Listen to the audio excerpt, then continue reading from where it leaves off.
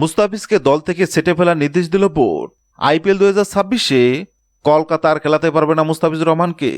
আসন্ন আইপিএল 2026-কে সামনে রেখে বাংলাদেশি পেসার মুস্তাফিজুর রহমানকে দলে নিয়েছিল কলকাতা নাইট রাইডার্স, কিন্তু মুস্তাফিজকে ছেড়ে দিতে কেকেআরকে নির্দেশ দিয়েছে ভারতীয় ক্রিকেট বোর্ড বিসিসিআই।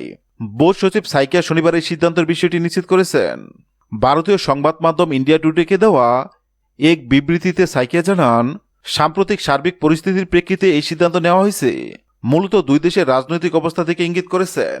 তিনি বলেন, বর্তমানে যে সামগ্রিক পরিস্থিতি বিরাজ করছে তার কারণে বিসিসিআই কেকেআরকে তাদের স্কোয়াড থেকে মুস্তাফিজকে বাদ দেওয়ার নির্দেশ দিয়েছেন। একই সঙ্গে কেকেআর যদি বিকল্প কোনো খেলোয়াড় নিতে চায় বিসিসিআই সেই অনুমতি দিবে।